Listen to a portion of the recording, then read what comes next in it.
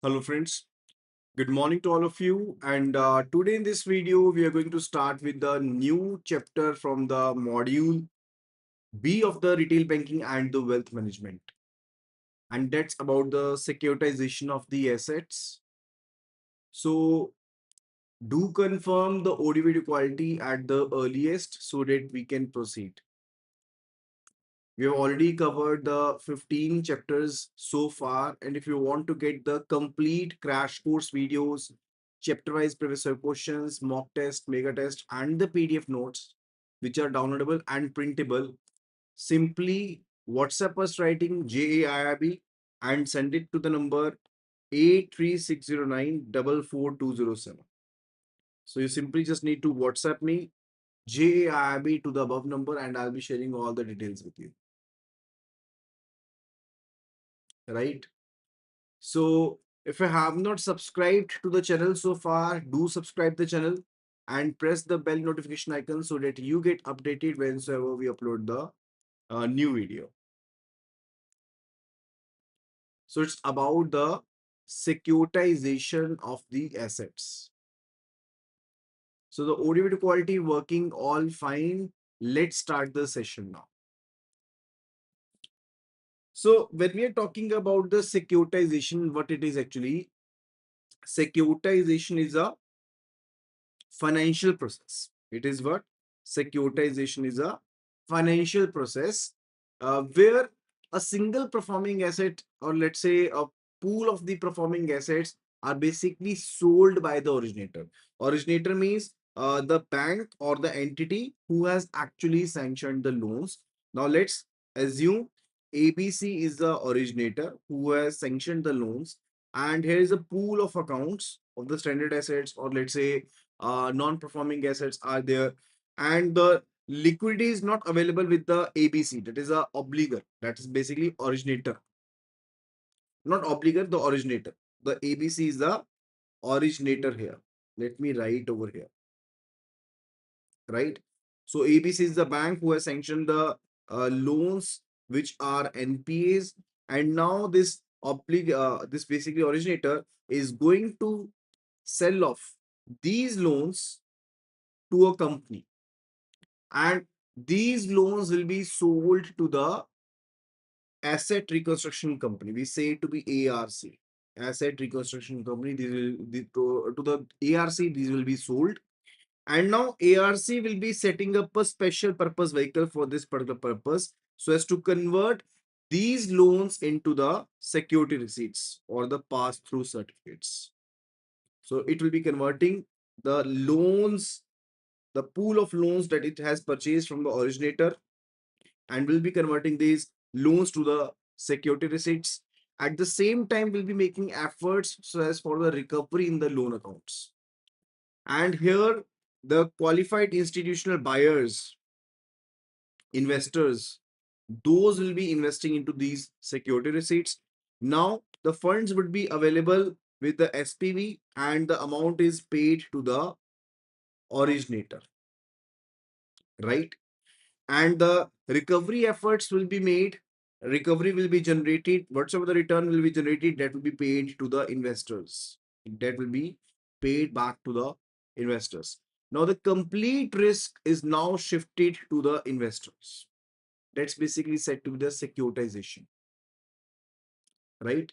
So securitization is a financial process where the single performing asset, or the, let's say, group of performing asset, is sold by the originator to a special purpose vehicle or special purpose entities created for this particular purpose, and this SPV basically converts these assets into the marketable securities and issue these securities to the investors, right?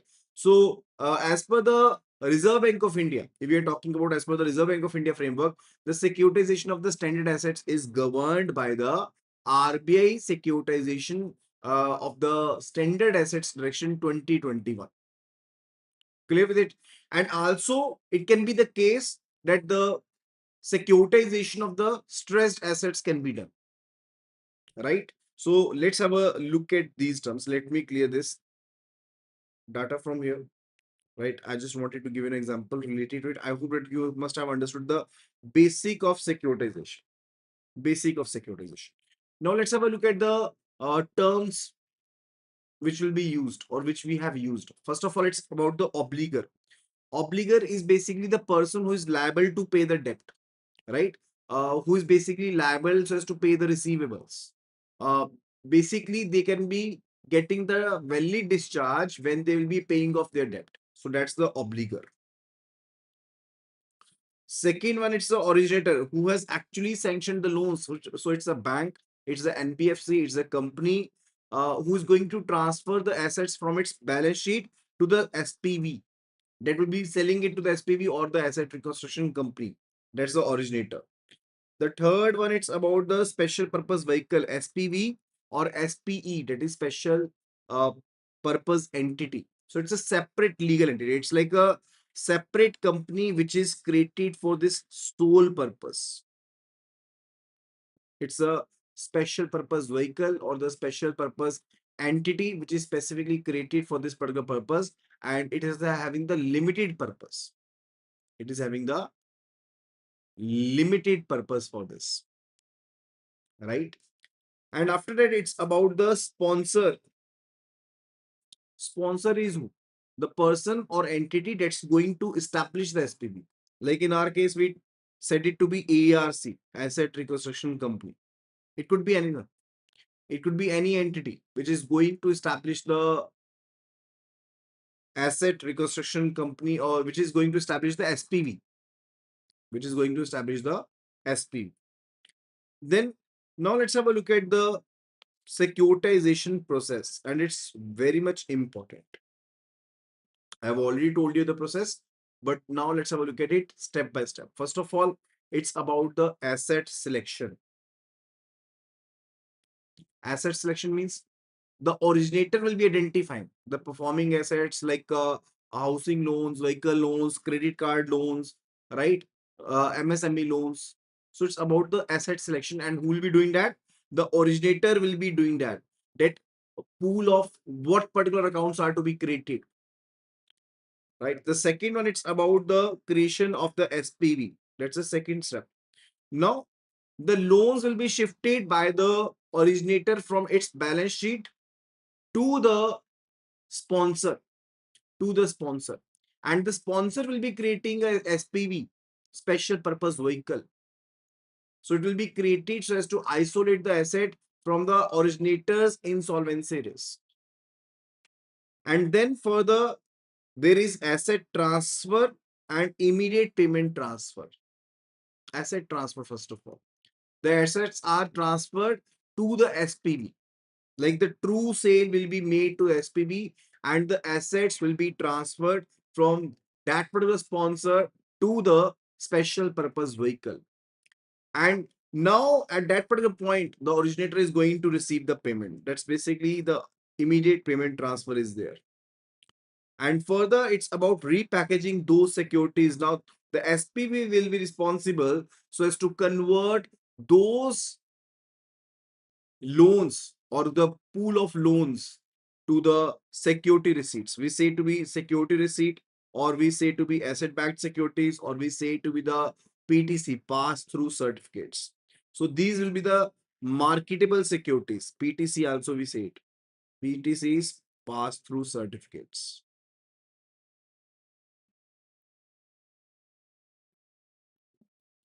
Right? Getting it?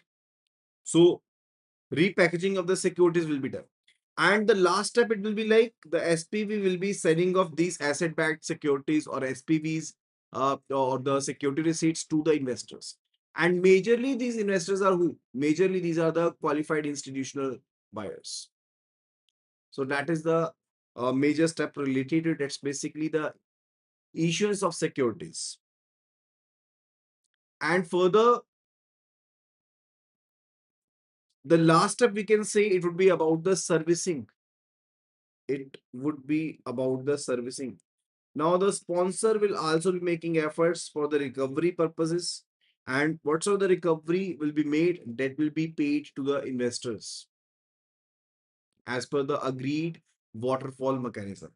Because This securitization can also be into multiple trenches. Like it could be the secured one, the senior debt, it could be the mezzanine, or like it could be the different stage wise, let's say, like it's like that you are having a basket of fruits and you are converting into different stages: good fruits, very good fruits, bad fruits, etc. Right?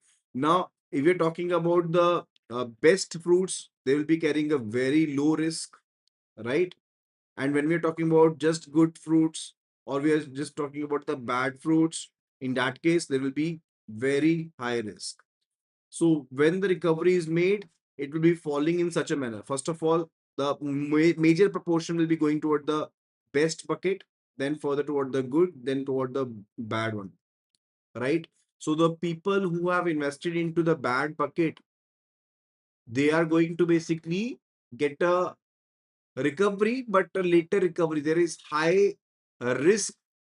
There is a high risk involved that they won't be get paid back, but there is higher return also, right? So as per the waterfall, as per the agreed waterfall mechanism, the amount will be paid to the investors, paid back to the investors. So that's how the securitization works.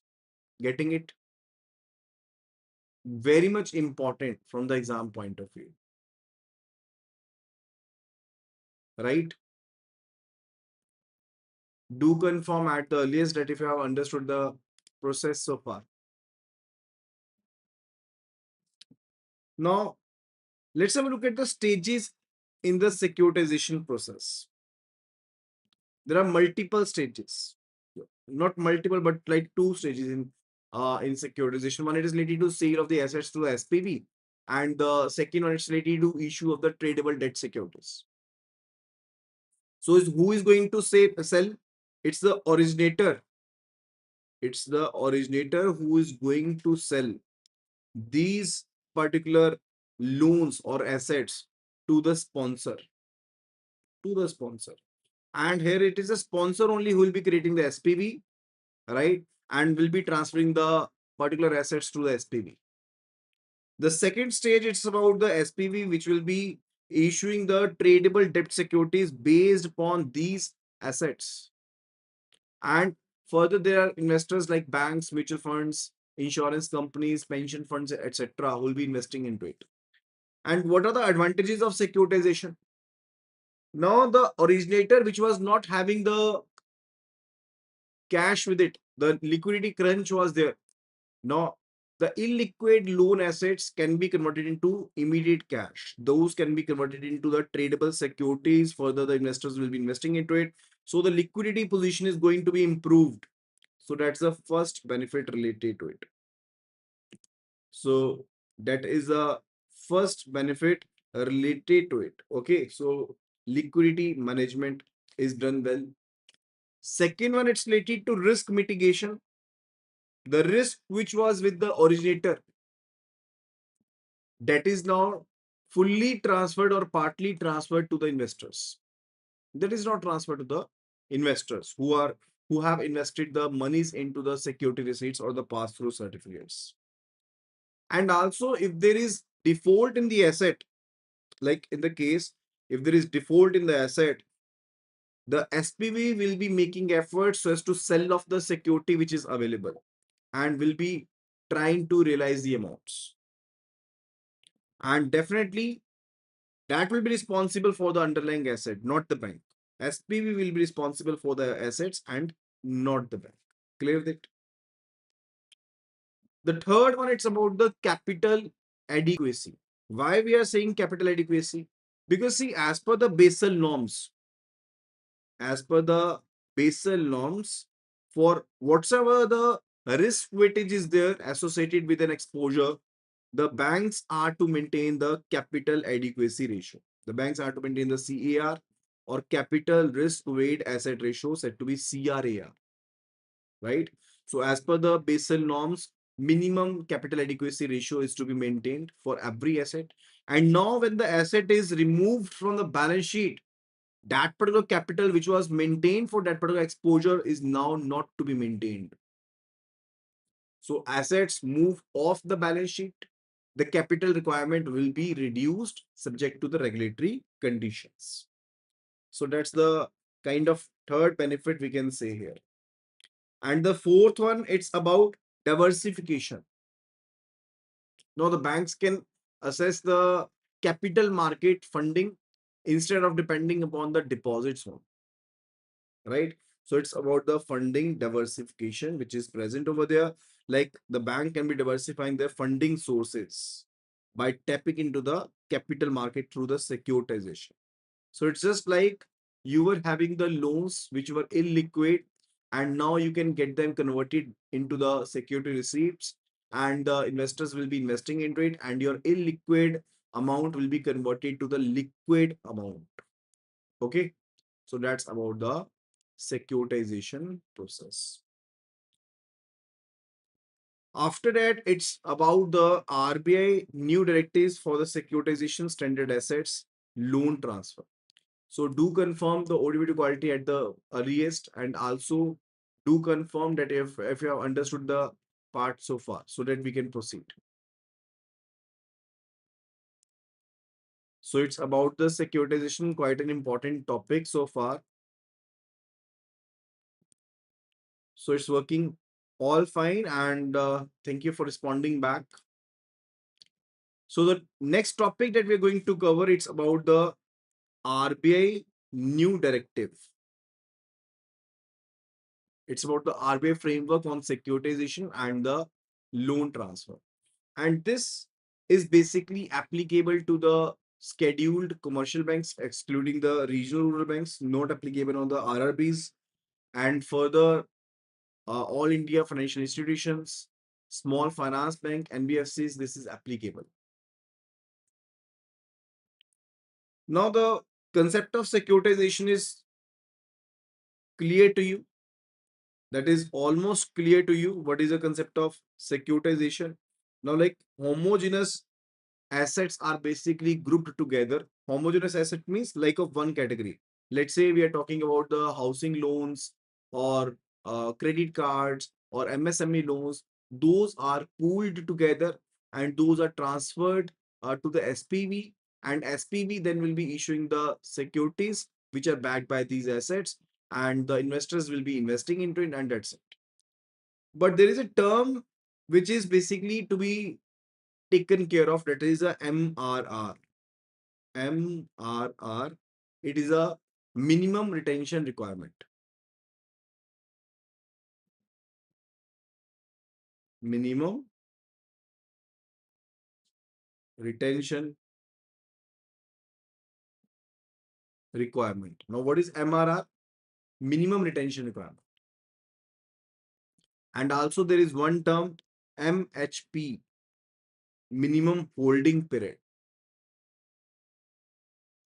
So we are going to learn about those all, right? So MRR, basically the minimum for the minimum period that the originator is required so as to retain the minimum portion of the securitized assets in its books, right? That is a MRR. Like whatsoever the assets are securitized, right? The minimum portion which is to be maintained, retained by the originator in its books, that is the MRR. Like let's say 100 crores of the assets were basically pooled together and those were transferred to the SPV, and SPV has securitized them in the form of the security receipts. Now let's say it's a kind of the thing that 85% of the securitized receipts will be held by the, let's say we are just assuming, let's say 85% will be retained by it, right? Otherwise, the requirement is like just 5 to 10% or 15%, let's say. The requirement is like 15%. That out of 100 crore, 15 crore of the security receipts are to be held by the originator. So it depends upon the asset class. Like if underlying asset is having the loan residual maturity lesser than or equal to 24 months, or up to 24 months, we can say. In that scenario, the MRR requirement is 5% of the book value of loans. It is 5%. If the original maturity is 24 months or less than it, then it is 5%.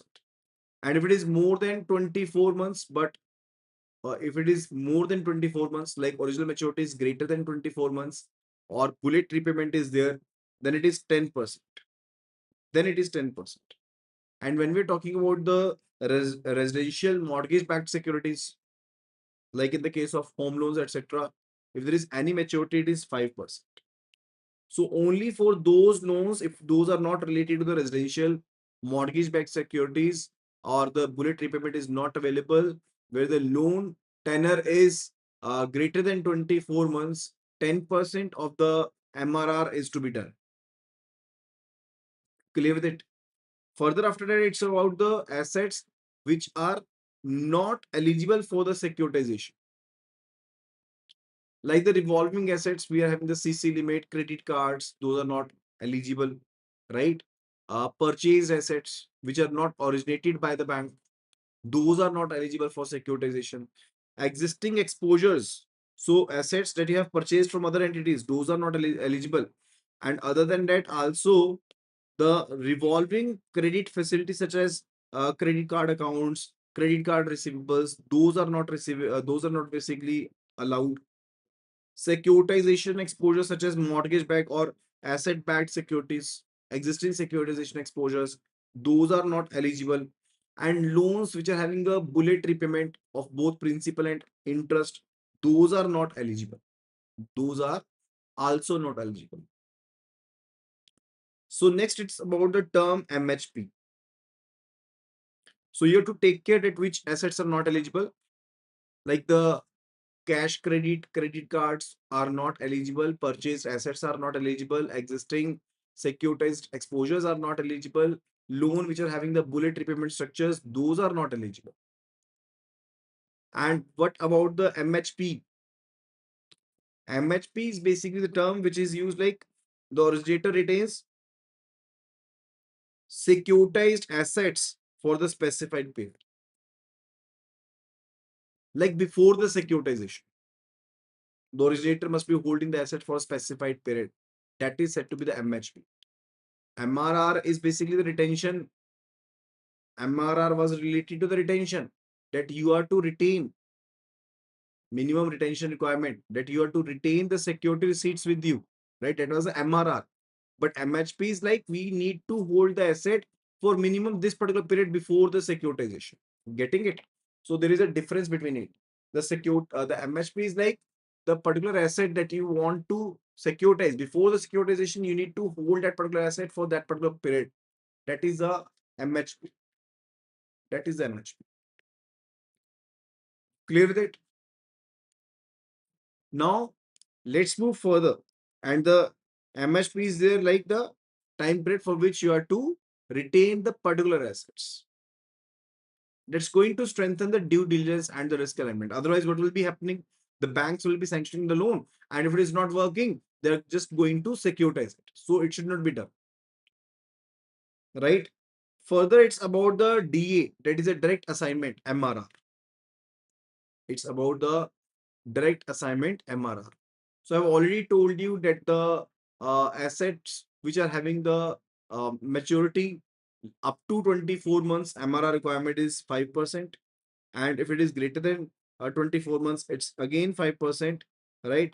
But it's related to the, if it is done through direct assignment, it is only when the direct assignment is done. Now, what do you mean by direct assignment? Any idea? Any idea about the direct assignment?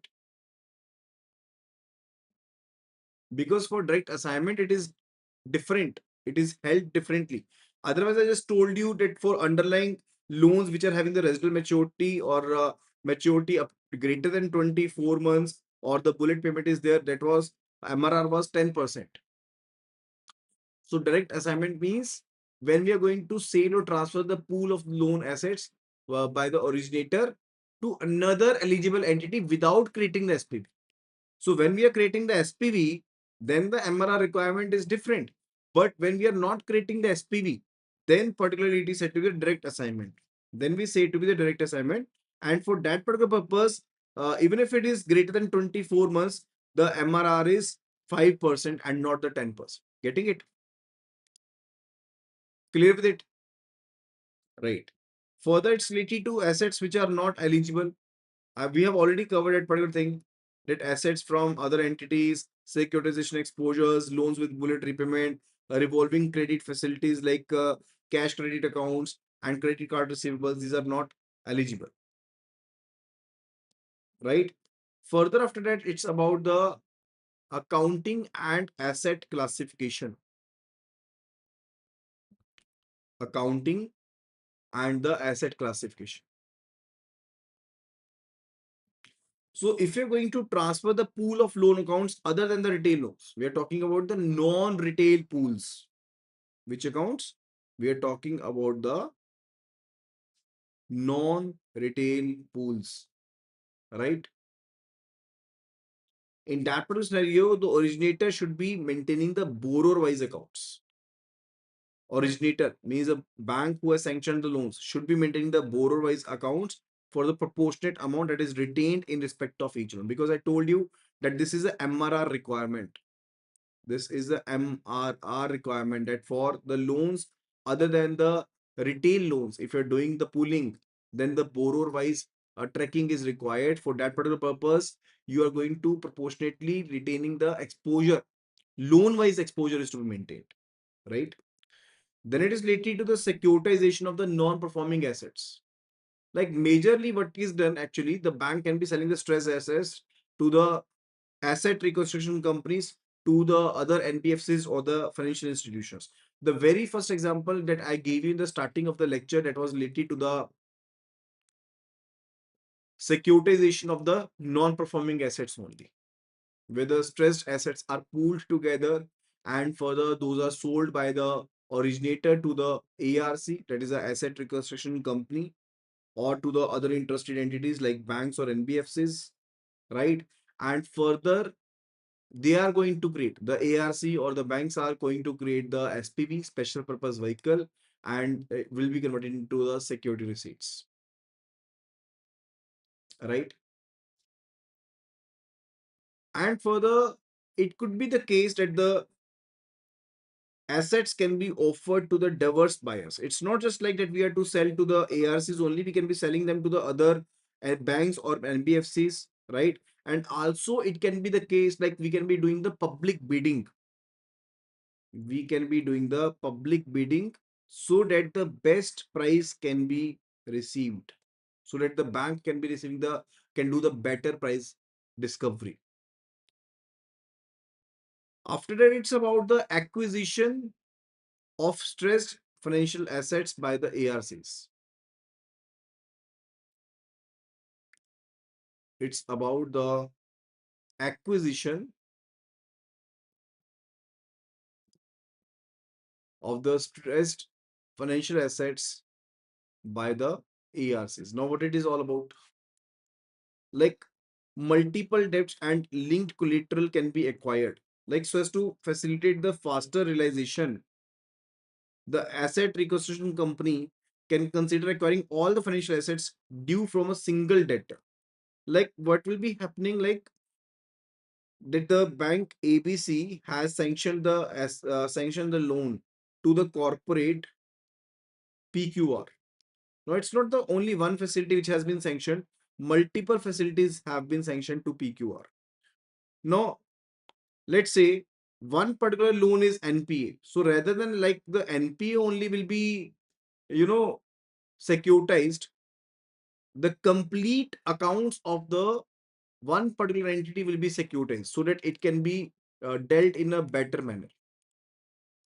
So that it can be dealt in a better manner. So that's basically about it. That's the point related to it, right? And the major objective is related to what? The holistic resolution. That's the major objective. And we want to avoid the fragmented recovery. ARCs can also acquire loans secured by common collateral in case like the pari passu charge is great. The asset is too large, the secured asset is too large, that the multiple banks have created a charge over it and sanctioned a loan. So it could be the case under the consortium or multiple banking arrangements, loans which is secured by a common collateral, the complete loans from the different banks is basically acquired. So the benefit would be related to the faster realization, right? And further, better control over the restructuring or liquidation will be there. Improved recovered value will be there. The second point, it's related to the inclusion of the fund based or the non fund based assets. So the ARCs can be acquiring the fund based loans like the normal term loans, advances, etc. Also, they can be acquiring the non fund based exposures like the guarantees, letter of credits, etc. If those have been crystallized, if those have been crystallized, those can also be taken care of, right? And the SMA2 accounts are eligible for the acquisition purposes. SMA2 accounts, like where the overdue is between 61 to 90 days. Overdue is between 61 to 90 days. Like those are eligible for the acquisition also. Those are eligible for the acquisition. So what will be the significance? Like early intervention before the account is slipping to the NPA, definitely it can help, and further it can prevent the value erosion also. Then it's related to the transfer of the assets to the trust structure. Like what will be happening that the ARC will be acquiring the assets from the originator. Here is the ARC, here is the originator who was having the actual exposure. Now, once the exposure has been transferred from originator to the ARC is going to transfer these assets to the trust, which are created under the SurveyC framework. So here is a trust which will be created under the SurveyC framework, right? And this trust is like a special purpose vehicle. And this trust is going to issue the security receipts, right? So here the ARC will be acting as a trustee. Who will be working as trustee? The ARC will be working as a trustee and it will be the manager of the assets. So the flow would be like that the assets will be flowing from the originator to the ARC, from ARC to the trust. Trust will be issuing the SRs, which will be transferred to the investors. Clear with it? I hope that the points are clear to you.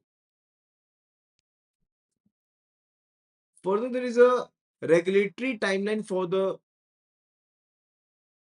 resolution, and that is a strict regulatory timeline for it. Now, the ARC which have acquired the assets,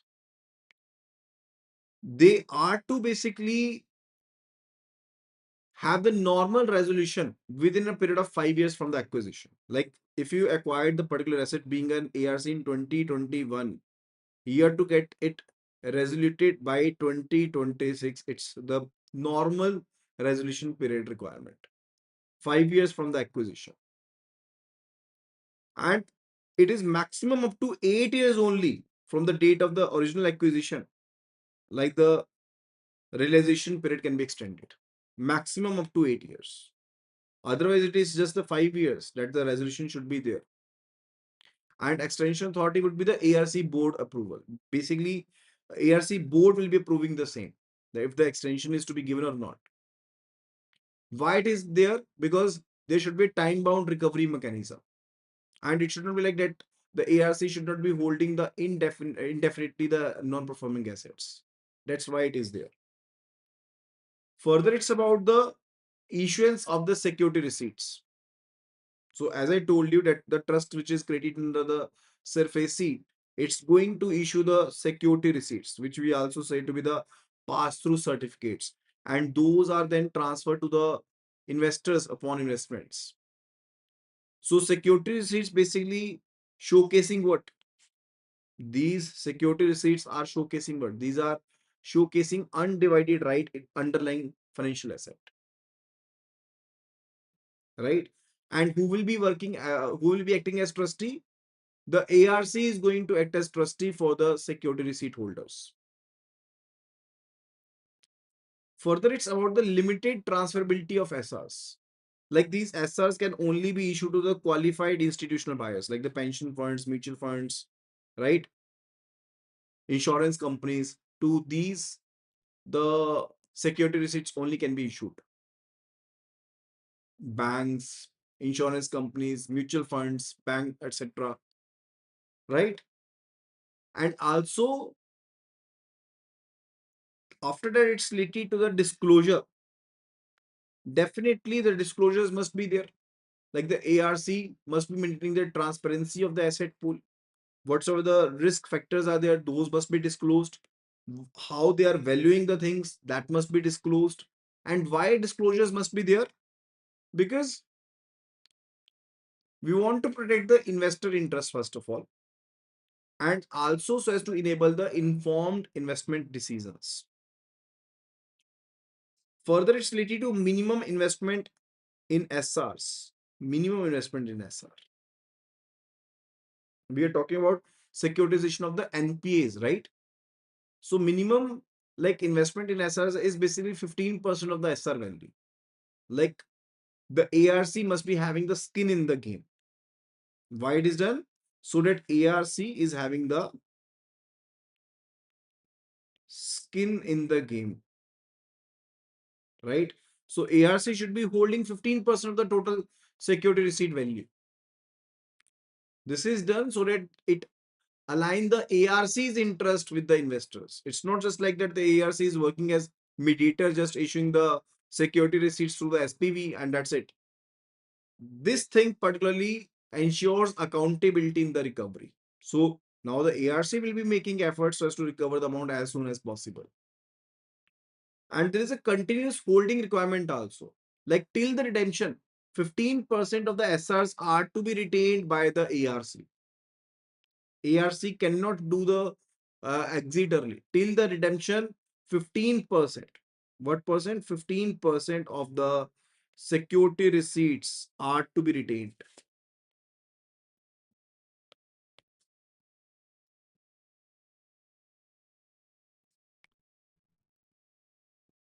Retained by whom? Retained by the SR or retained by the ARC till redemption.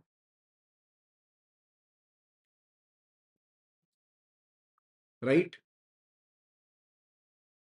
Clear with it? So there is a requirement related to it. I hope that you must have understood the point so far.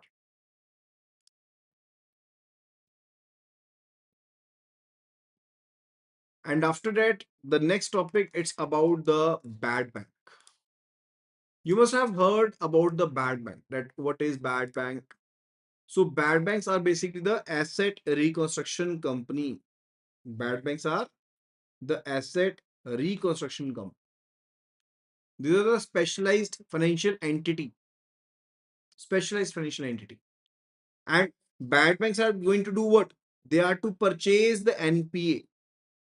They do purchase the non-performing asset. They are to purchase the non-performing asset from the bank.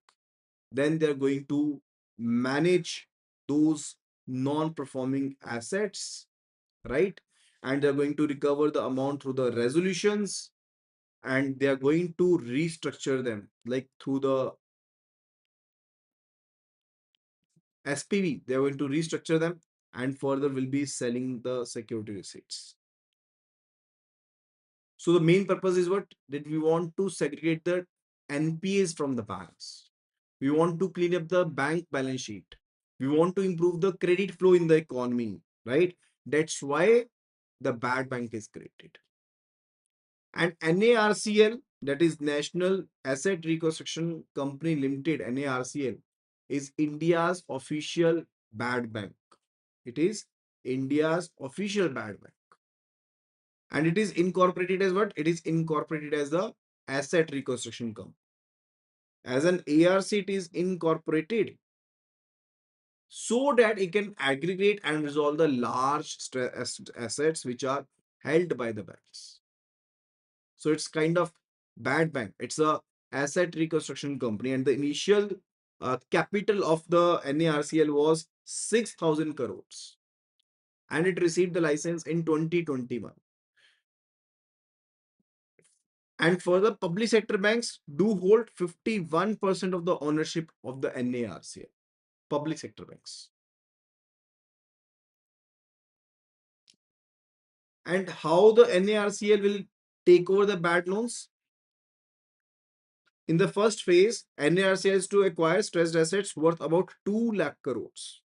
It will be acquiring, the NARCL will be acquiring stressed assets worth rupees 2 lakh crore, and it will be doing 15% of the upfront payment. 15% of the upfront payment. Let's say from the bank ABC, the NARCL purchased the stressed assets, so it will be making 15% of the payment upfront, and rest 85% is basically done in the form of the security receipts, which is it is going to issue, which it is going to issue. So it is going to work how? It's going to, the first of all, the originator at the bank is going to identify the large stressed assets, and those stressed assets will be issued to the NARCL. NARCL will be setting up a special purpose vehicle for the same, and further will be issuing the security receipts. It will be making 15% cash payment to the bank originator, and for the 85% of the security receipts will be issued to the originator, which are backed by the underlying assets. Right? So that's the point how it works. Further, it's about the IDRCL. IDRCL is the resolution arm. IDRCL is the resolution arm of the bad bank of the NARCL, and it supports the NARCL. What is the role? It does the asset management. It basically does the asset management and the asset cleaning, we can say, asset resolution. So it is going to do the asset management, asset cleaning, whatsoever you name it, right? So it's going to recover the amounts, right? And for the uh, private sector banks do hold 51% of the stake in the IDRCL. So major purpose is like that it's going to sell off the bank's stressed assets in the market. Banks stressed assets in the market. So it's going to support the NARCL in a way. So NARCL acquires the NPA from the banks, and IDRCL is going to resolve and recover the value from the assets of these NPAs. Clear with it? And what are the benefits to the banks from the bad bank? Like banking system impact, what it is? First of all, the balance sheet is cleared off. When the NPAs are purchased from by the bad bank, it removes the NPA from the bank book, and ultimately the asset quality ratios are going to be improved, right? Asset quality ratios are improved, like the GNPA or NNPA, those are improved, and definitely the faster and better value realization is there. And further, operational efficiencies also increase because the bank staff can be now focusing upon increasing the business and the credit growth rather than in the recoveries. Now that will be the part which will be available with the bad bank and the NARCL and the IDRCL. So the operational efficiency is there, and also capital efficiency is there, because the capital adequacy ratio will improve. The capital adequacy ratio, that will improve, right? So that's the case related to it. I hope that you must have understood the point so far. That's about the chapter number 16. The next chapter, it's about the marketing.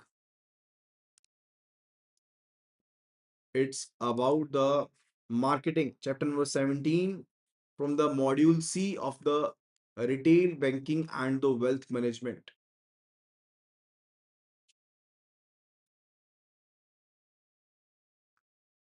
So if there is any doubt related to the previous chapter, do let me know at the earliest. We'll be covering a topic related to the marketing, right? And the rest chapter we'll be covering in the next video. So it's about the chapter number 17 from the module C of the retail banking and the wealth management. So what is marketing? Marketing is what? It is a strategy. That's why it is said to be the strategic process, that we want to create the product, we want to promote the product, we want to deliver the product so that it can satisfy the customer needs and wants. And at the same time, we want to achieve the organizational objectives, right? So for that particular purpose, we need to understand the customer behavior. We need to understand customer preferences. We need to create the products accordingly, right? That align with the needs and wants of the customers. And we are to use the multiple delivery channels, multiple channels, so that we can engage with the customers, we can outreach the customers, and continuously we'll be providing the value to the potential customers or potential buyers. So that's about the marketing. So marketing is what? Marketing is a strategic process. It's a strategic process that you create the product, you promote the product, you sell the product so that you can satisfy the needs and wants of the customers. At the same time, we are to achieve the organizational objectives. Clear with it? Now, there are some definitions which are given, like the definition, first definition we are going to cover, it's about the Frederick Seaborn. That's given by the Frederick Seaborn. So, as per their definition, it says that we want to create and deliver customer satisfying services at a profit. So, as I told you, creating and delivering customer satisfying services at a profit so that we can, why profit? So that we can achieve the organizational objectives. That was the definition. Kenneth Andrew said, Kenneth Andrew, that we want to match the bank's resources with the customer needs, because resources are limited. So whatsoever the resources we are having, we want to match those resources with the customer's need in the most profitable manner. The meaning is all same. The one talked about creating the particular thing so that we can be selling it to the customer at a profit. That's given by the Sir Frederick C. Boehm, right? And Kenneth Andrews said that our resources are limited. We want to match those resources with the customer needs in the most profitable manner. And the third definition, it's about the Derek Vendor Ware. It's given by the Derek Vendor Ware. They told about the proactive business strategy. They are telling marketing as a proactive business strategy. Proactive means what? Active means when you are acting, when you're basically acting after something is done. And proactive means you are acting before something is done, right? So that's basically you must be having a proactive approach, that you will be identifying the most profitable markets, like which may be available now in the future, right? And you will be assessing the present and future needs of the customers. That's basically a proactive approach, not an active approach. Active approach is like need is already evolved and then you are working. And proactive means that you are looking forehead, right? You're looking forehead. Okay.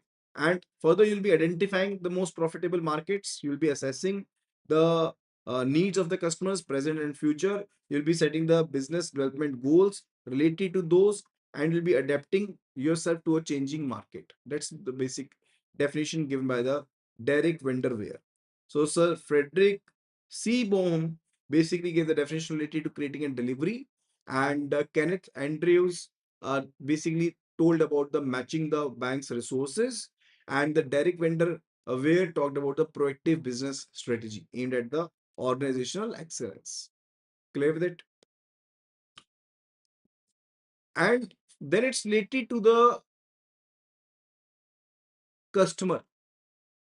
Now, customer is a core focus. Customer is the center of attraction in the retail bank. Why? Because customer is good. We need to identify, we need to understand the explicit requirements of the customers. So whatsoever the customer needs are there, we need to identify them, we need to understand them, and based upon that the product development is to be done. Like we need to design the products which align to the customer expectations. We need to provide the efficient delivery channels like digital channels, through the branch or through the mobile banking, etc.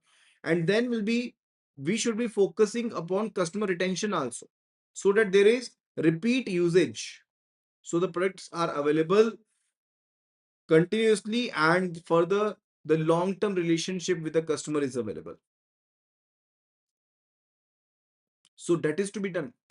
So it is a customer centric approach. So we need to identify the customer needs first of all. We should be developing the product based upon that. And we should be engaging with the customer through the multiple delivery channels and should be trying to retain the customer, right?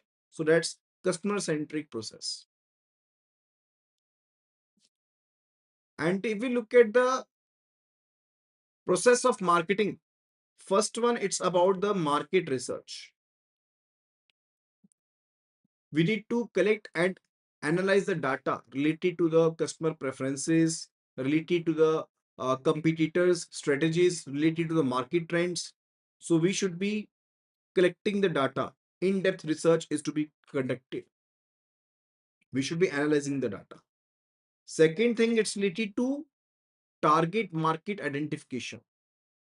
Segmentation is to be made, that what particular customer we are targeting, what is their profile, what is their risk appetite, what is their financial behavior, what are their income levels. Those all things must be looked into. Third one, it's related to, once you have done that, then it's related to product development. Like we should be designing the product then with the unique features. The product should be having the competitive advantage, right? That those are the products that we need to create, and how it is different from the competitors, what particular advantage we are having over it, over the competitors. Then the fourth one, it's about the pricing strategy. So based on the cost structure, based on the customer value perception, based on the market competition, we should be determining the proper pricing,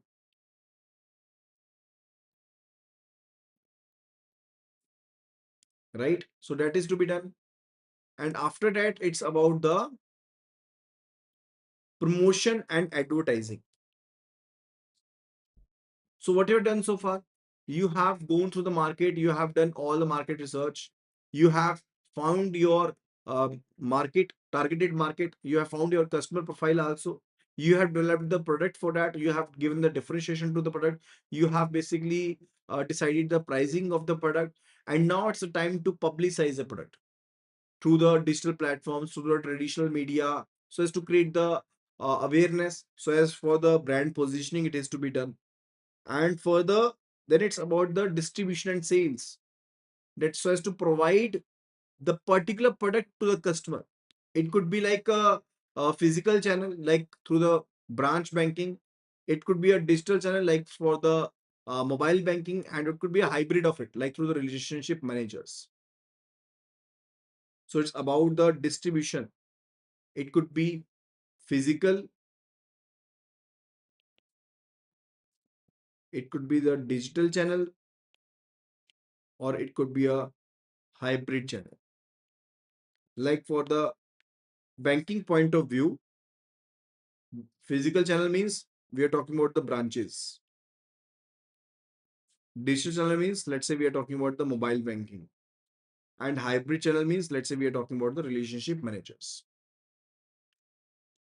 Further, it's about the customer engagement. We should be keep on engaging the customer for the long-term relationship. We should be providing them some personalization, customer support services must be provided, the loyalty programs must be there, so that the long-term relationship can be maintained. Further, after that, it's about the data analysis and optimization. Now, even after providing all the things, even after doing all the research, even after doing marketing and all, we should be working upon it how the customer is interacting, and we should be focusing upon optimizing the product much more manner so that improved decision making can be made. So we should be making the data driven decisions. Let's say how the customer is interacting, which feature is being used by the customer, what service is being used by the customer, what customer profiles are visiting us. Like that was the one research that we did, and what corrective actions, what feedback that we are getting, that should also be worked upon. Further, it's about the feedback and adaptation. So continuously we should be gathering the feedback from the customers and the stakeholders, and we should be adapting the marketing strategies based upon that, and so as to ensure the customer satisfaction. So what were the steps which were involved? First of all, we did the market research. Then further, we identified the targeted market. We developed the product. We decided the pricing. We did the promotion and the advertising. We did the distribution and sales. The product was provided through the multiple channels. And further, the customer engagement is to be taken care of for the long-term relationship. Data analysis must be done, and further informed decision must be taken. And we should be gathering the feedback from the customers on continuous basis so that we can be improving our product, right? So that's about what? That's about the process of marketing. Clear with it? So that will be all about this video, and the rest topics will be covering in the next video, right? If you want to get the complete course, just simply do WhatsApp JAIIB crash and WhatsApp it to the number 83609 44207, and I'll be sharing all the details with you. Thank you so much and see you again in the next video.